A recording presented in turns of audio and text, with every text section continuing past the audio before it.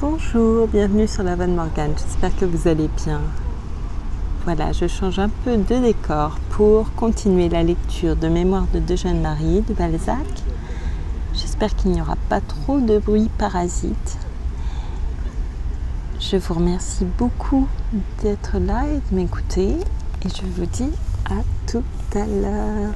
Merci. Chapitre 30, Louise de Macumer à René de l'Estorade. Janvier 1826. Macumer m'a réveillée tout à l'heure avec la lettre de ton mari, mon ange. Je commence par dire oui. Nous irons vers la fin d'avril à Chantepleurs. Ce sera pour moi plaisir sur plaisir que de voyager, de te voir et d'être la marraine de ton premier enfant. Mais je veux Macumer pour parrain. Une alliance catholique avec un autre compère me serait odieuse. Ah, si tu pouvais voir l'expression de son visage au moment où je lui ai dit cela, tu saurais combien cet ange m'aime. Je veux d'autant plus que nous allions ensemble à la Crampade, Felipe, lui ai-je dit, que là nous aurons peut-être un enfant. Moi aussi, je veux être mère, quoique cependant je serais bien partagée entre un enfant et toi. D'abord, si je te voyais me préférer une créature, fût-ce mon fils, je ne sais pas ce qui en adviendrait. Médée pourrait bien avoir eu raison, il y a eu du bon chez les anciens. Il s'est mis à rire. Ainsi, chère biche, tu as le fruit sans avoir eu les fleurs, et moi j'ai les fleurs sans le fruit. Le contraste de notre destinée continue. Nous sommes assez philosophes pour en chercher, un jour, le sens et la morale. Bah, je n'ai que 10 mois de mariage, convenons-en, il n'y a pas de temps perdu. Nous menons la vie dissipée et néanmoins pleine des gens heureux. Les jours nous semblent toujours trop courts. Le monde qui m'a revue déguisée en femme a trouvé la baronne de Macumer beaucoup plus jolie que Louise de Chaulieu. L'amour heureux a son phare.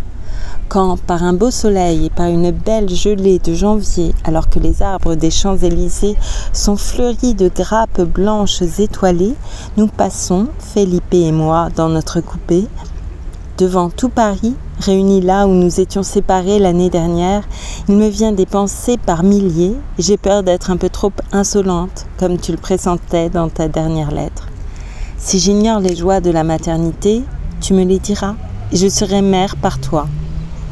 Mais il n'y a, selon moi, rien de comparable aux voluptés de l'amour. Tu vas me trouver bien bizarre, mais voici 10 fois en 10 mois que je me surprends à désirer de mourir à 30 ans. Dans toute la splendeur de la vie, dans les roses de l'amour, au sein des voluptés, de m'en aller rassasiée, sans mécompte, ayant vécu dans ce soleil en plein dans les terres, et même un peu tuée par l'amour, n'ayant rien perdu de ma couronne, pas même une feuille, et gardant toutes mes illusions. Songe donc ce que c'est que d'avoir un cœur jeune dans un vieux corps, de trouver les figures muettes, froides, là où tout le monde, même les indifférents, nous souriait, d'être enfin une femme respectable. Mais c'est un enfer anticipé. Nous avons eu, Felipe et moi, notre première querelle à ce sujet. Je voulais qu'il eût la force de me tuer à 30 ans, pendant mon sommeil, sans que je m'en doutasse, pour me faire entrer d'un rêve dans un autre. Le monstre n'a pas voulu. Je l'ai menacé de le laisser seul dans la vie et il a pâli, le pauvre enfant. Ce grand ministre est devenu, ma chère, un vrai bambin. C'est incroyable tout ce qu'il cachait de jeunesse et de simplicité. Maintenant que je pense tout haut avec lui comme avec toi, que je l'ai mise à ce régime de confiance, nous nous émerveillons l'un de l'autre. Ma chère, les deux amants, Felipe et Louise, veulent envoyer un présent à la couchée. Nous voudrions faire quelque chose qui te plût. Ainsi, dis-moi franchement ce que tu désires, car nous ne donnons pas dans les surprises à la façon des bourgeois. Nous voulons donc nous rappeler sans cesse à toi par un aimable souvenir, par une chose qui te serve tous les jours et ne périsse point par l'usage. Notre repas le plus gai, le plus intime, le plus animé, car nous y sommes seuls, est pour nous le déjeuner. J'ai donc pensé à t'envoyer un service spécial appelé déjeuner, dont les ornements seraient des enfants. Si tu m'approuves, réponds-moi promptement. Pour te l'apporter, il faut le commander et les artistes de Paris sont comme des rois fainéants. Ce sera mon offrande à Lucine. Adieu, chère nourrice, je te souhaite tous les plaisirs des mères et j'attends avec impatience la première lettre où tu me diras bien tout, n'est-ce pas ? Cet accoucheur me fait frissonner. Ce mot de la lettre de ton mari m'a sauté non pas aux yeux, mais au cœur. Pauvre René, un enfant coûte cher, n'est-ce pas? Je lui dirai combien il doit t'aimer, ce filleul. Mille tendresses, mon ange. Chapitre 31. René de l'Estorade à Louise de Macumer. Voici bientôt 5 mois que je suis accouchée, et je n'ai pas trouvé, ma chère âme, un seul petit moment pour t'écrire.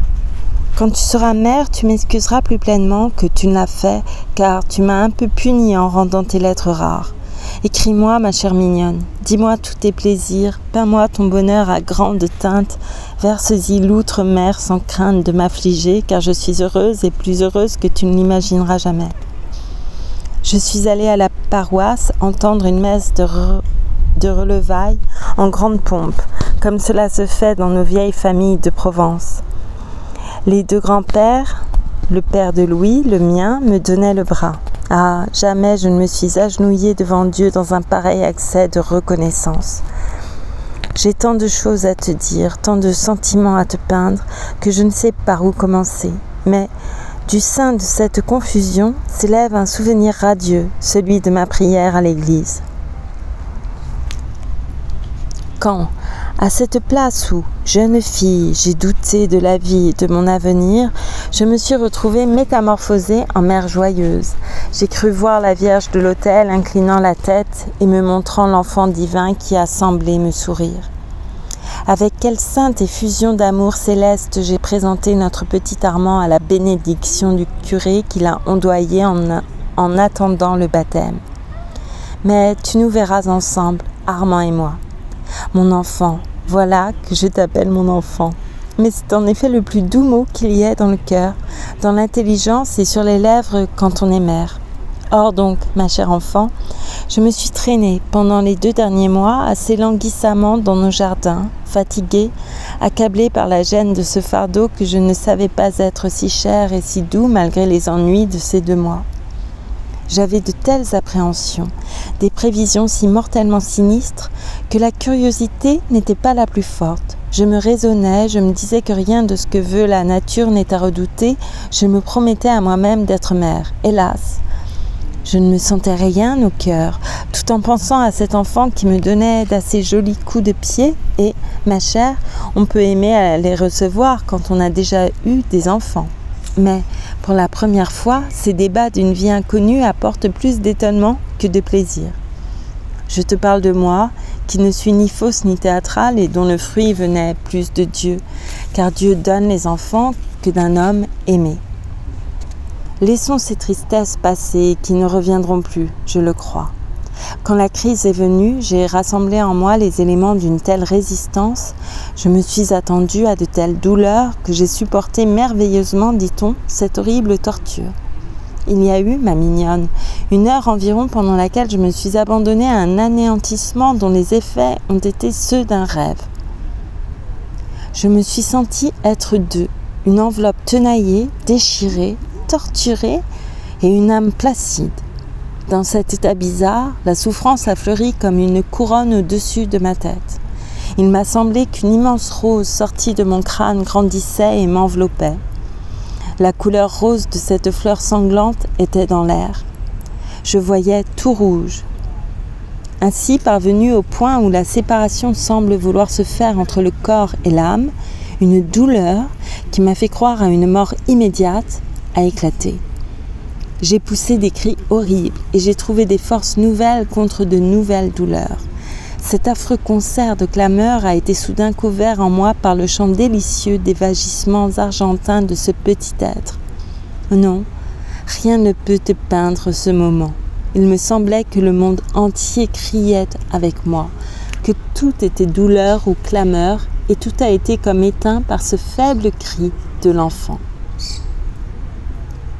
On m'a recouchée dans mon grand lit où je suis entrée comme dans un paradis, quoique je fusse d'une excessive faiblesse. 3 ou 4 figures joyeuses, les yeux en larmes, m'ont alors montré l'enfant. Ma chère, j'ai crié d'effroi. Quel petit singe, ai-je dit. Êtes-vous sûre que ce soit un enfant? Ai-je demandé. Je me suis remise sur le flanc, assez désolée de ne pas me sentir plus mère que cela. Ne vous tourmentez pas, ma chère, m'a dit ma mère qui s'est constituée ma garde. Vous avez fait le plus bel enfant du monde. Évitez de vous troubler l'imagination. Il vous faut mettre tout votre esprit à devenir bête, à vous faire exactement la vache qui broute pour avoir du lait. Je me suis donc endormie avec la ferme intention de me laisser aller à la nature. Ah, mon ange, le réveil de toutes ces douleurs, de ces sensations confuses, de ces premières journées où tout est obscur, pénible et indécis, a été divin. Ces ténèbres ont été animées par une sensation dont les délices ont surpassé celles du premier cri de mon enfant. Mon cœur, mon âme, mon être, un moi inconnu, a été réveillé dans sa coque souffrante et grise jusque-là, comme une fleur s'élance de sa graine au brillant appel du soleil. Le petit monstre a pris mon sein et a tété. Voilà le Fiat Lux. J'ai soudain été mère. Voilà le bonheur, la joie, une joie ineffable, quoiqu'elle n'aille pas sans quelques douleurs. Oh, ma belle jalouse, combien tu apprécieras un plaisir qui n'est qu'entre nous, l'enfant et Dieu. Ce petit être ne connaît absolument que notre sein. Il n'y a pour lui que ce point brillant dans le monde. Il l'aime de toutes ses forces, il ne pense qu'à cette fontaine de vie. Il y vient et s'en va pour dormir, il se réveille pour y retourner. Ses lèvres ont un amour inexprimable et, quand elles s'y collent, elles y font à la fois une douleur et un plaisir qui va jusqu'à la douleur ou une douleur qui finit par un plaisir. Je ne saurais t'expliquer une sensation qui du sein rayonne en moi jusqu'aux sources de la vie, car il semble que ce soit un centre d'où partent 1000 rayons qui réjouissent le cœur et l'âme. Enfanter, ce n'est rien, mais nourrir, c'est enfanter à toute heure. Oh Louise, il n'y a pas de caresse d'amant qui puisse valoir celle de ces petites mains roses qui se promènent si doucement et cherchent à s'accrocher à la vie. Quel regard un enfant jette alternativement de notre sein à nos yeux. Quel rêve on fait en le voyant suspendu par les lèvres à son trésor. Il ne tient pas moins à toutes les forces de l'esprit qu'à toutes celles du corps. Il emploie et le sang et l'intelligence. Il satisfait au-delà des désirs.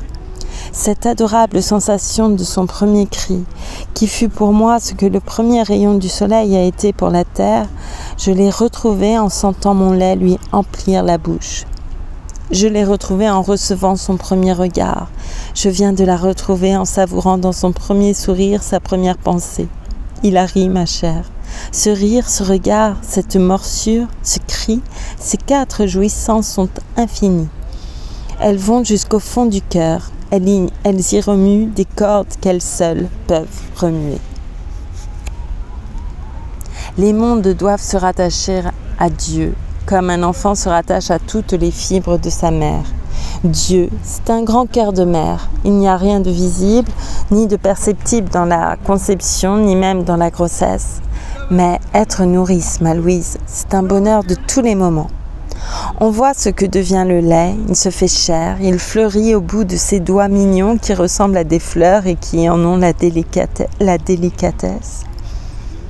Il grandit en ongles fins et transparents, il s'effile en cheveux, il s'agite avec les pieds. Oh, des pieds d'enfant, mais c'est tout un langage. L'enfant commence à s'exprimer par là. Nourrir, Louise, c'est une transformation qu'on suit d'heure en heure et d'un œil hébété. Les cris, vous ne les entendez point par les oreilles, mais par le cœur. Les sourires des yeux et des lèvres ou les agitations des pieds, vous les comprenez comme si Dieu vous écrivait des caractères en lettres de feu dans l'espace. Il n'y a plus rien dans le monde qui vous intéresse. Le père, on le tuerait s'il s'avisait d'éveiller l'enfant. On est à soi seul le monde pour cet enfant, comme l'enfant est le monde pour vous. On est si sûr que notre vie est partagée, on est si amplement récompensé des peines qu'on se donne et des souffrances qu'on endure, car il y a des souffrances. Dieu te garde d'avoir une crevasse au sein. Cette plaie qui se rouvre sous des lèvres de rose, qui se guérit si difficilement et qui cause des tortures à rendre folle. Si l'on n'avait pas la joie de voir la bouche de l'enfant barbouillée de lait, est une des plus affreuses punitions de la beauté. Ma Louise, songez-y, elle ne se fait que sur une peau délicate et fine.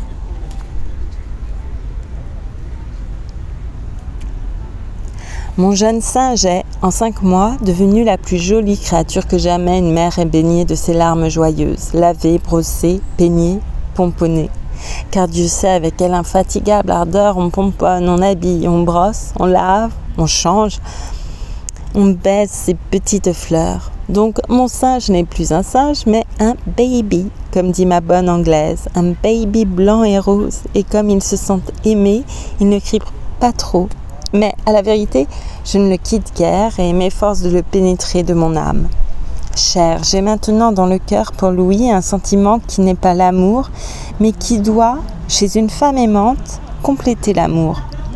Je ne sais si cette tendresse, si cette reconnaissance dégagée de tout intérêt ne va pas au-delà de l'amour. Par tout ce que tu m'en as dit, chère mignonne, l'amour a quelque chose d'affreusement terrestre, tandis qu'il y a je ne sais quoi de religieux et de divin dans l'affection que porte une mère heureuse à celui de qui procèdent ses longues, ses éternelles joies. La joie d'une mère est une lumière qui jaillit jusque sur l'avenir et le lui éclaire, mais qui se reflète sur le passé pour lui donner le charme des souvenirs. Le vieux Lestorade et son fils ont redoublé d'ailleurs de bonté pour moi. Je suis comme une nouvelle personne pour eux. Leurs paroles, leurs regards me vont à l'âme, car ils me fêtent à nouveau chaque fois qu'ils me voient et me parlent. Le vieux grand-père devient enfant, je crois. Il me regarde avec admiration. La première fois que je suis descendue à déjeuner et qu'il m'a vu mangeant et donnant à téter à son petit-fils, il a pleuré. Cette larme dans ses 2 yeux secs où il ne brille guère que des pensées d'argent m'a fait un bien inexprimable. Il m'a semblé que le bonhomme comprenait mes joies. Quant à Louis, il aurait dit aux arbres et aux cailloux du grand chemin qu'il avait un fils. Il passe des heures entières à regarder ton filleul endormi. Il ne sait pas, dit-il, quand il s'y habituera. Ces excessives démonstrations de joie m'ont révélé l'étendue de leur appréhension et de leur crainte. Louis a fini par m'avouer qu'il doutait de lui-même et se croyait condamné à ne jamais avoir d'enfant.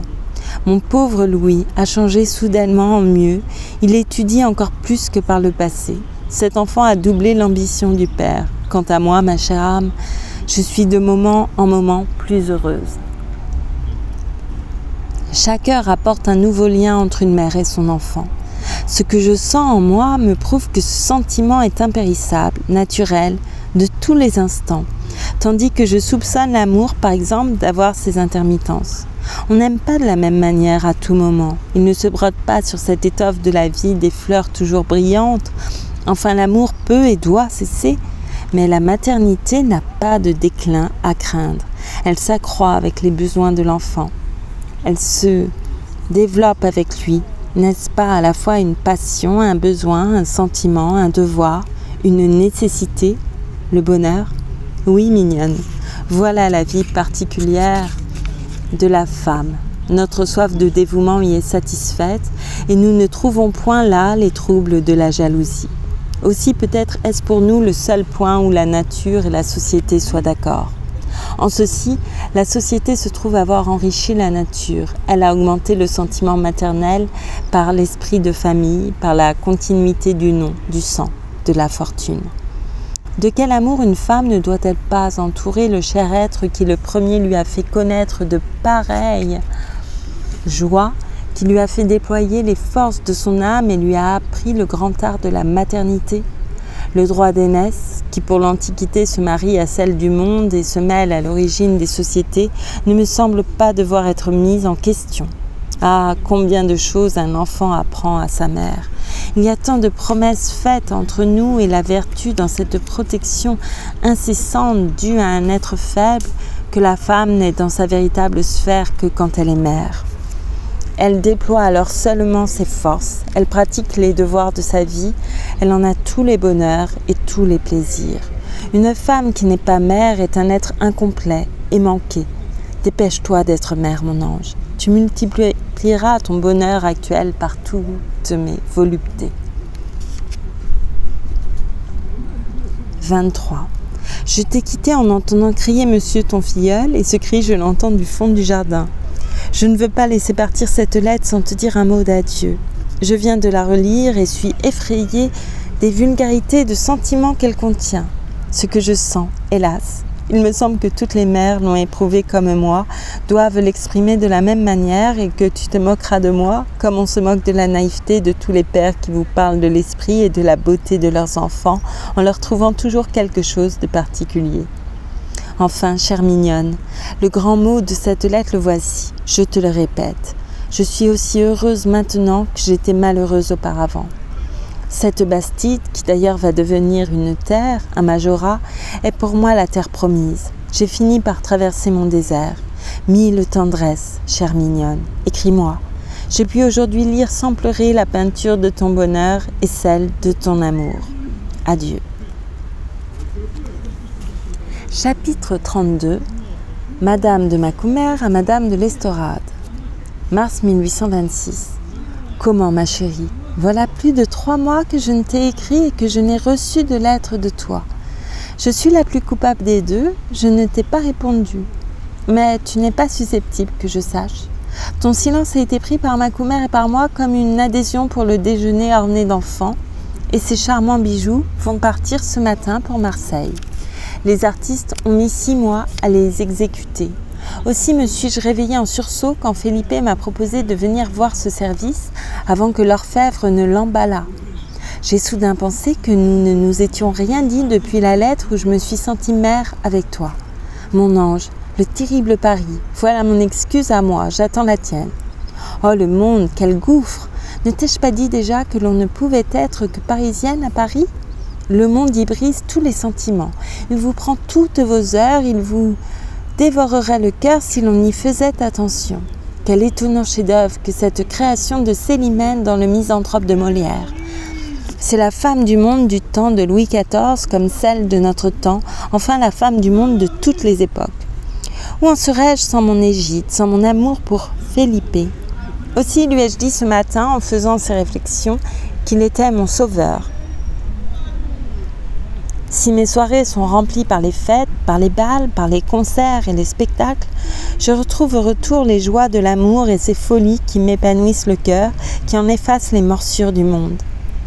Je n'ai dîné chez moi que les jours où nous avons eu les gens qu'on appelle des amis, et je n'y suis restée que pour mes jours.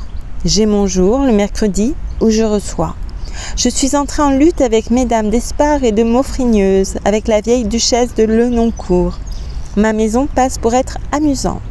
Je me suis laissée mettre à la mode en voyant mon Felipe heureux de mes succès. Je lui donne les matinées, car depuis 4 heures jusqu'à 2 heures du matin, j'appartiens à Paris. Macumer est un admirable maître de maison. Il est si spirituel et si grave, si vraiment grand et d'une grâce si parfaite qu'il se ferait aimer d'une femme qu'il aurait épousée d'abord par convenance. Mon père et ma mère sont partis pour Madrid. Louis XVIII mort, la duchesse a facilement obtenu de notre bon Charles X la nomination de son charmant Saint-Héréen, qu'elle emmène en qualité de second secrétaire d'ambassade. Mon frère, le duc de Rhétoré, daigne me regarder comme une supériorité. Quant au marquis de Chaulieu, ce militaire de fantaisie me doit une éternelle reconnaissance. Ma fortune a été employée, avant le départ de mon père, à lui constituer en terre un majorat de 40 000 francs de rente et son mariage avec mademoiselle de Morsauf, une héritière de Touraine, est tout à fait arrangé. Le roi, pour ne pas laisser s'éteindre le nom et les titres de la maison de Lenoncourt, va autoriser par une ordonnance mon frère à succéder aux noms, titres et armes des Lenoncourt-Givry. Faciem semper monstramus. Nous montrons toujours notre visage. Devant la devise sur le furne corrigé, Balzac ajoute « Comment en effet laisser périr ces 2 beaux blasons et la sublime devise ?» Les blasons étaient très importants pour Balzac. Pardon, je reprends. Mademoiselle de Morsauf, petite fille et unique héritière du duc de Lenoncourt-Givry, réunira, dit-on, plus de 100 000 livres de rente. Mon père a seulement demandé que les armes des Chaulieu fussent en abîme sur celles des Lenoncourt. Ainsi, mon frère sera duc de Lenoncourt. Le jeune de Morsauf, à qui toute cette fortune devait revenir, est au dernier degré de la maladie de poitrine. On attend sa mort de moment en moment. L'hiver prochain, après le deuil, le mariage aura lieu. J'aurai, dit-on, pour belle-sœur une charmante personne dans Madeleine de Mortsauf.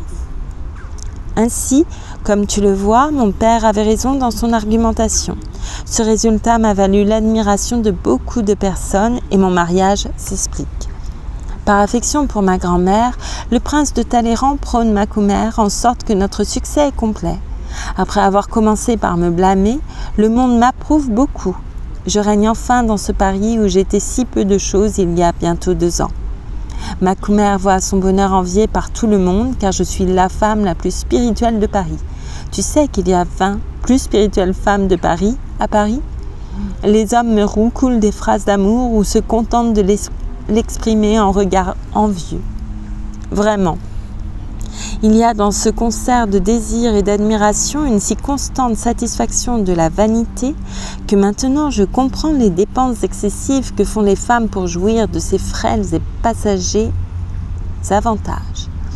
Ce triomphe enivre l'orgueil, la vanité, l'amour-propre, enfin tous les sentiments du moi.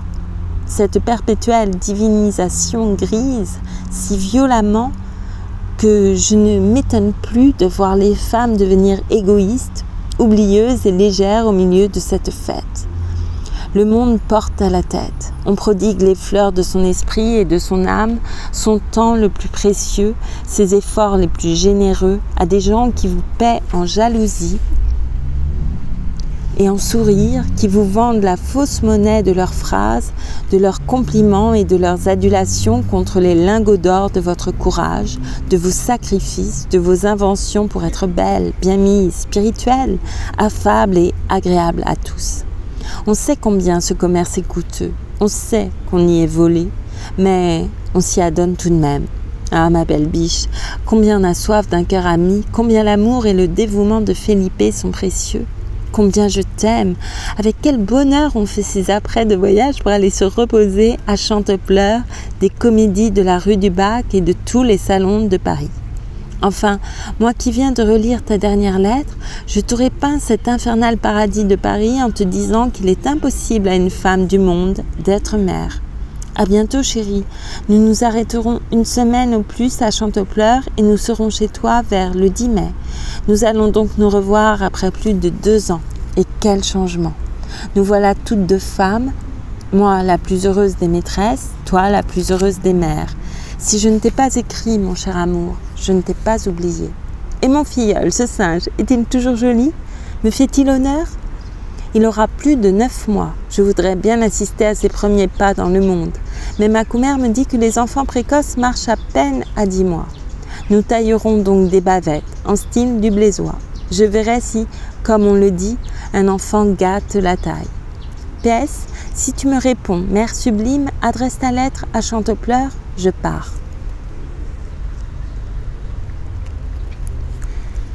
Chapitre 33. Madame de l'Estorade à Madame de Macumer. Et mon enfant, si jamais tu deviens mère, tu sauras si l'on peut écrire pendant les 9 premiers mois de la nourriture. Marie, ma bonne Anglaise, et moi, nous sommes sur les dents. Il est vrai que je ne t'ai pas dit que je tiens à tout faire moi-même. Avant l'événement, j'avais de mes doigts cousu la layette et brodé, garni moi-même, les bonnets. Je suis esclave, ma mignonne, esclave le jour et la nuit. Et d'abord, Armand Louis tète quand il veut, et il veut toujours. Puis il faut si souvent le changer, le nettoyer, l'habiller. La mère aime tant à le regarder endormi, à lui chanter des chansons, à le promener quand il fait beau en le tenant sur ses bras, qu'il ne lui reste pas de temps pour se soigner elle-même. Enfin, tu avais le monde, j'avais mon enfant, notre enfant. Quelle vie riche et pleine. Oh ma chère, je t'attends, tu verras. Mais j'ai peur que le travail des dents ne commence et que tu ne le trouves bien criard, bien un pleureur. Il n'a pas encore beaucoup crié car je suis toujours là. Les enfants ne crient que parce qu'ils ont des besoins qu'on ne sait pas deviner et je suis à la piste des siens. Oh mon ange, combien mon cœur s'est agrandi pendant que tu rapetissais le tien en le mettant au service du monde. Je t'attends avec une impatience de solitaire. Je veux savoir ta pensée sur l'estorade, comme tu veux sans doute la mienne sur ma commère. Écris-moi de ta dernière couchée. Mes hommes veulent aller au-devant de nos illustres hôtes. Viens, reine de Paris, viens dans notre pauvre Bastide, où tu seras aimée. Et voilà, je vais m'arrêter ici pour cette lecture. Je vous remercie beaucoup d'avoir écouté ma voix sur ce paysage. J'espère que c'était agréable et qu'il n'y avait pas trop de bruit gênant. Voilà, je vous remercie beaucoup. Je vous dis à bientôt pour la suite. Prenez soin de vous et merci encore. À très bientôt.